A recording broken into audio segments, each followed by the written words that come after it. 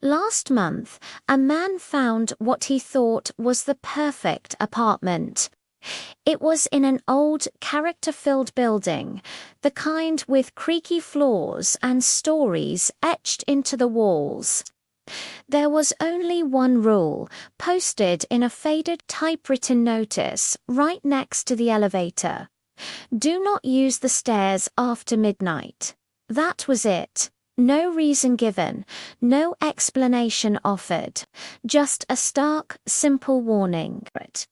He chuckled when he saw it, figuring it was just some quirky relic from a bygone era, maybe a way to keep noisy residents from clomping around late at night. He dismissed it without a second thought. The first night in his new home was completely normal. He unpacked a few boxes, ordered takeout, and fell asleep to the distant sounds of the city. He felt at ease, pleased with his choice.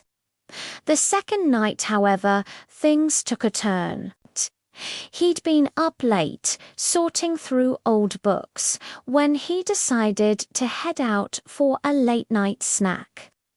He glanced at his watch, 2:58 a.m., as he stepped into the hallway and pressed the call button for the elevator. The lights in the corridor began to flicker erratically. Then, with a final weak buzz, they went completely dead, plunging the hallway into near-total darkness. The only light came from the emergency exit sign at the end of the hall, casting a faint, eerie green glow. The elevator was dead, and that's when he noticed it. The heavy fire door to the stairwell, usually firmly shut, was now slightly ajar.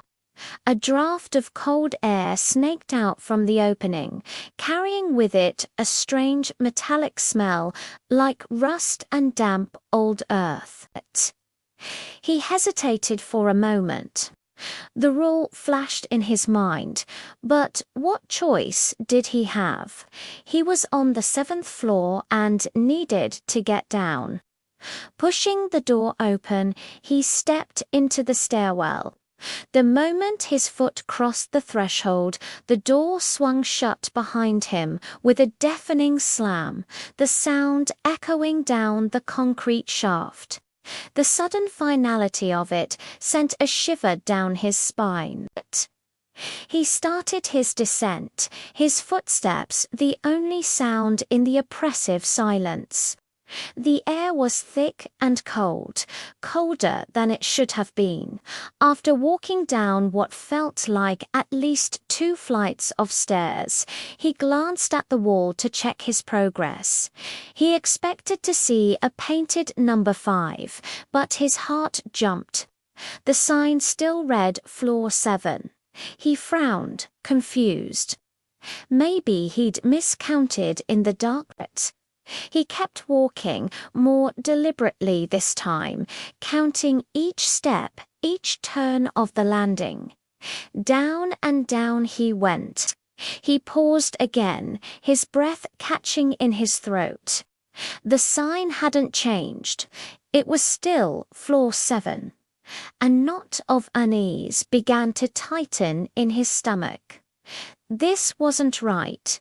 It was then that he heard it.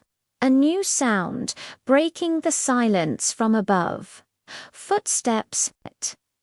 They were slow, careful, and unnervingly deliberate, and they were matching his pace exactly. When he walked, they walked. When he stopped, they stopped. A primal fear, cold and sharp, pierced through his initial confusion. He fought the urge to look back, to see who or what was following him. Every horror movie he'd ever seen screamed at him not to voice. A dry, rasping whisper slithered through the air from just behind him. It said, "Good, you remembered how to walk." Panic surged through him.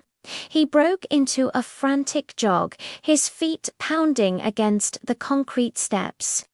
As he moved faster, the walls of the stairwell seemed to close in on him, the space growing narrower, more suffocating with every step. The sound of breathing started, a low, guttural rasp that seemed to come from all directions at once, as if the very walls were inhaling and exhaling around him. The dim emergency lights began to fade, the darkness thickening until it felt heavy, like a physical weight pressing down on him. He stumbled, catching himself on the railing, and reached a small landing.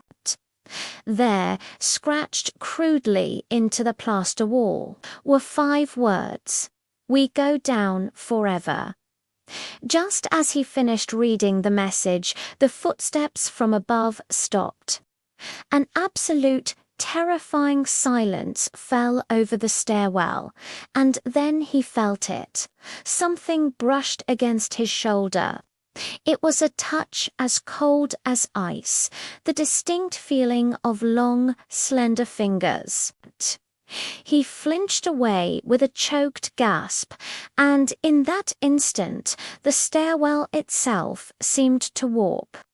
The flight of stairs below him stretched out, plunging downward into an impossible, dizzying abyss, far beyond what the building's structure could possibly contain.